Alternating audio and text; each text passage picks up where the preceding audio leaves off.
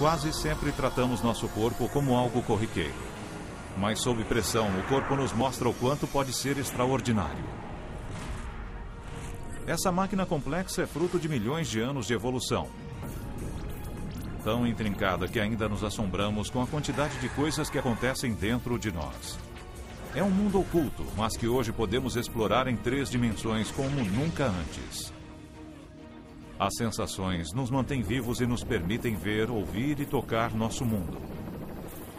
Elas começam sob a nossa pele. Mais de 1 milhão de minúsculos sensores nos alimentam com dados originais. E através de 72 quilômetros de fibras nervosas, respondemos a uma velocidade extraordinária. Nossas sensações nos avisam do perigo. Quando somos atacados, elas são nossa primeira linha de defesa.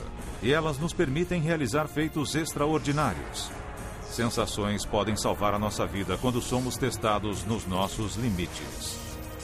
O corpo humano, testando os limites. Sensação.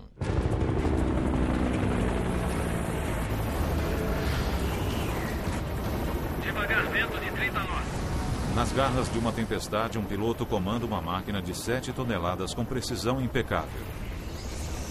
Para que isso seja possível, o sistema sensorial do corpo trabalha no limite. Uma câmera da Guarda Costeira Americana filmou 2 rapazes enfrentando a morte. No litoral do Oregon, eles ficam isolados por causa das correntes violentas e a maré está subindo. A gente estava a uns 400 metros da praia e nadamos 1 hora para chegar até uma pedra. Estava ficando exausto. Pensei que eu fosse morrer, fosse me afogar. Eu não acreditei.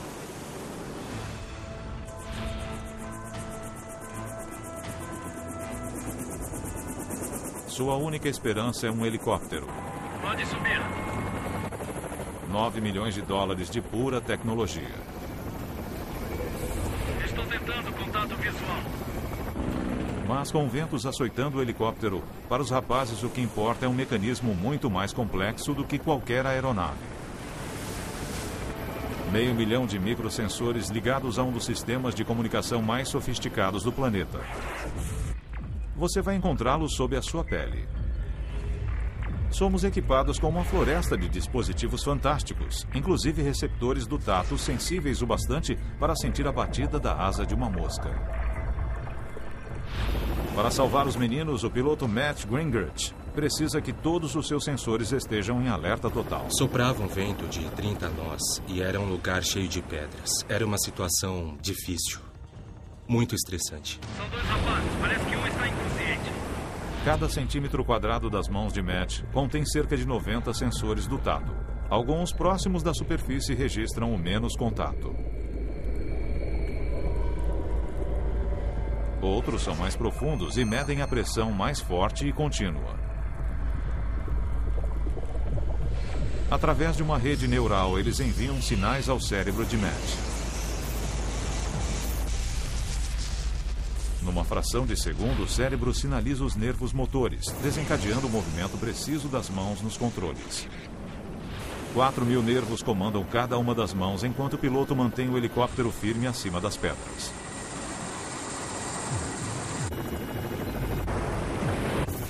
Ao mesmo tempo, os outros sensores estão bombardeando Matt com informações. Vamos descer, mantenha a posição.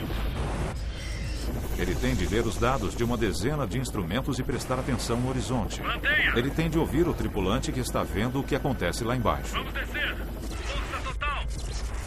Em meio a tudo isso, o sistema sensorial de Matt tem de calcular e equilibrar altitude, velocidade e posição. Firme. Isso significa uma performance melhor que a de qualquer computador do Para planeta. trás, devagar. Pronto, estamos sob o alvo. Nós ainda não temos uma máquina que consiga fazer todas essas coisas ao mesmo tempo e ainda avaliando o resultado de cada uma delas. À direita, 30, 4, 15. Para trás, devagar. Isso mesmo. A velocidade dos sinais nos nervos de Matt é crucial para suas ações. Aí mesmo, perfeito. Ela não deixa que o socorrista bata contra as pedras. Isso mesmo, mantenha a posição, mantenha a posição. Mantenha. O mais surpreendente é a estrutura nervosa que torna essa velocidade possível. Nossos nervos são feixes de células finas, algumas com mais de 80 centímetros de comprimento, e que transportam sinais do e para o cérebro. Da mesma forma que o isolante protege uma fiação elétrica, uma capa de gordura envolve os principais nervos.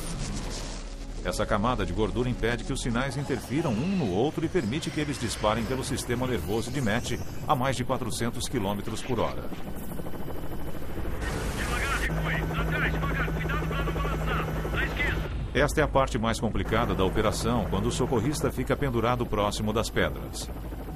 Os nervos de Matt funcionam com tamanha rapidez e seu toque é tão preciso que ele pode fazer ajustes minúsculos sem pensar.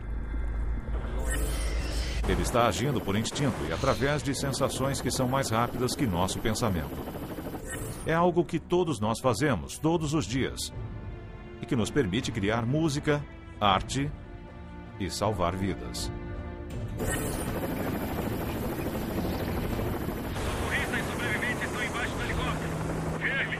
Muito bem, Ingrid. Muito bom. Eles arriscaram a própria vida para me salvar e saímos de lá todos sãos e salvos. Se não fosse por eles, provavelmente não estaria vivo.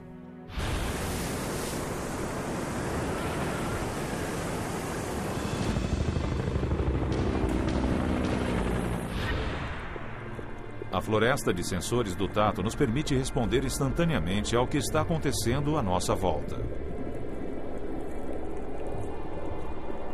Mas eles não têm uma distribuição uniforme sob a pele. As mãos têm 100 vezes mais sensores por centímetro quadrado do que a parte posterior das pernas. Eles estão onde mais precisamos deles. Se o tamanho dependesse da sensitividade ao toque, nosso corpo seria algo assim. A língua e os lábios teriam o dobro do tamanho. As mãos, os dedos e os pés também.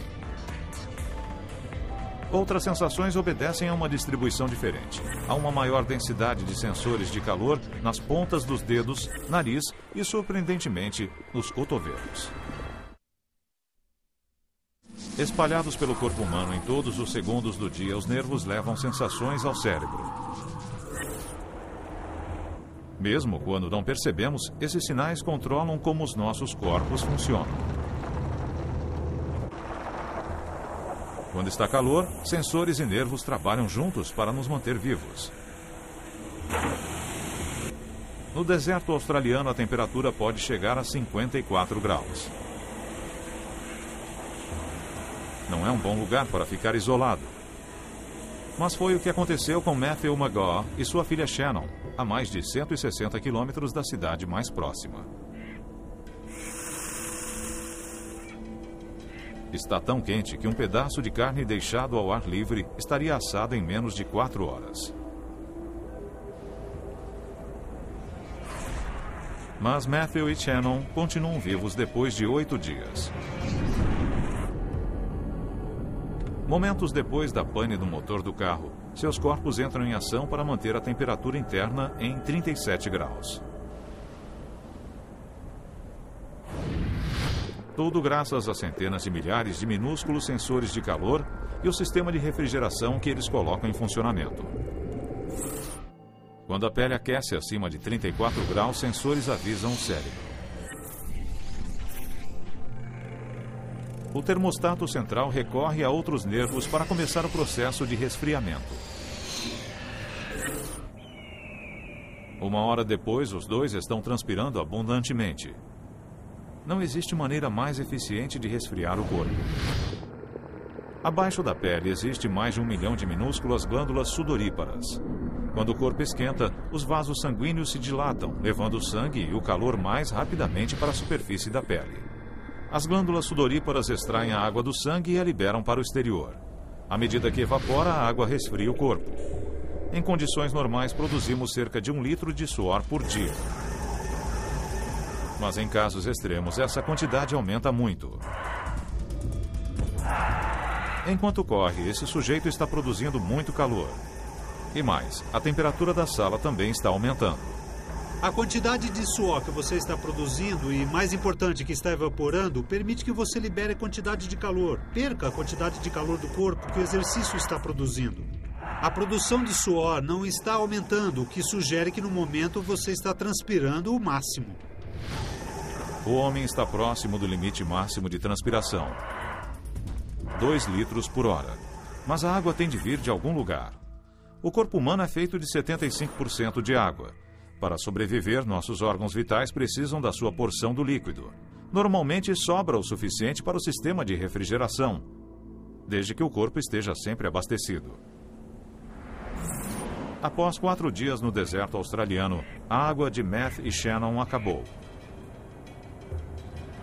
A perda de apenas 3% da água do corpo já pode causar cólicas, dor de cabeça e desorientação.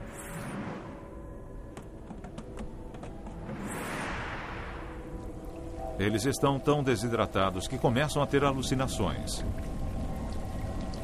O próprio calor engana a mente.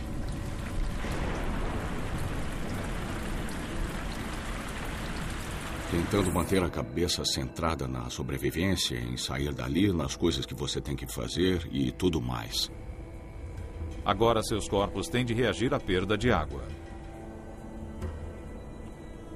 Para manter os órgãos vitais abastecidos, o cérebro reage de uma forma surpreendente.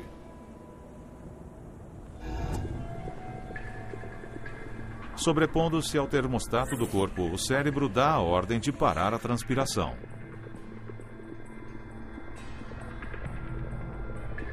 As glândulas sudoríparas secam. Em seguida, os nervos avisam outras partes do cérebro para devolver água ao coração, aos pulmões e aos rins. O sangue engrossa e coagula. A água é absorvida do intestino grosso, causando prisão de ventre. Até os olhos ficam secos. Choramos juntos, pensando se estaríamos vivos para o Natal. Se Shannon veria a mãe novamente, essas coisas. E se tivéssemos umidade no corpo, haveria muitas lágrimas, mas não caiu nenhuma. É ruim quando a boca fica tão seca. Você não consegue engolir porque não tem nenhuma saliva. A língua fica parecendo um tijolo dentro da boca. Shannon e Matthew estão quase desfalecendo. Mas em vez de cozinhar sob o sol, eles se mantiveram vivos durante mais de uma semana, graças à rede de sensores que têm sobre a pele. Eles sobreviveram porque o corpo equilibrou a necessidade de água e a necessidade de baixar a temperatura. Seus cérebros desencadeiam um último instinto. Eles conseguem se enterrar, isolando o corpo do calor do deserto. Foi o bastante para salvar suas vidas.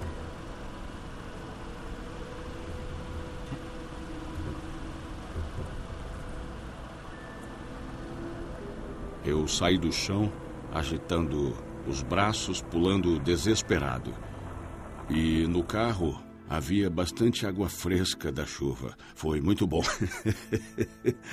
Eu bebi uma lata cheia, virei direto de uma vez, mas foi muito bom. Água da chuva, fresca, fria, limpa, fantástica. A reação do nosso corpo à temperatura pode representar a diferença entre a vida e a morte.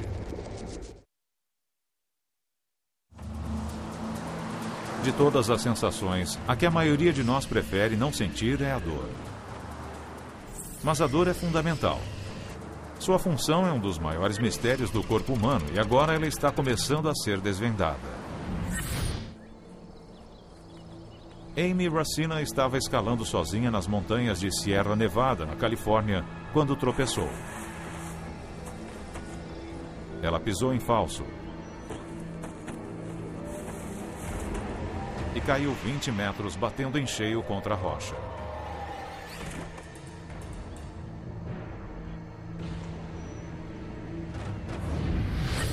Na queda, ela fraturou o pé direito e a tíbia.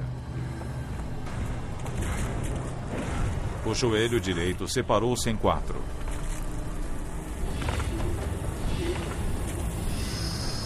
A perna esquerda partiu-se entre a coxa e o quadril.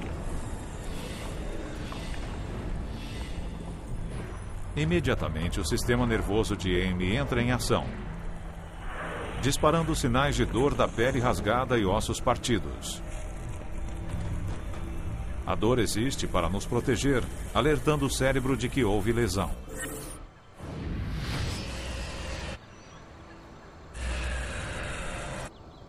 Todo ferimento desencadeia reações químicas nos sensores da dor. Eles liberam sinais elétricos para o sistema nervoso que chegam até o cérebro. Os nervos da dor funcionam mais lentamente que os outros. Os sinais que transmitem a dor indistinta e pulsante são tão lentos que sentimos o intervalo entre a lesão e a dor consequente. Esse intervalo nos proporciona instantes preciosos para podermos escapar da causa da dor antes de sofrer todo o seu impacto. No cérebro, a dor funciona de uma forma diferente das outras sensações. Os sentidos são processados em áreas específicas: visão, audição, tato. Mas se a dor pudesse ser mostrada, sua visualização seria algo assim. Ela é processada em várias partes do cérebro e as áreas ativadas diferem de pessoa para pessoa. A dor é uma percepção. Está no cérebro. É a interpretação do cérebro para um ferimento.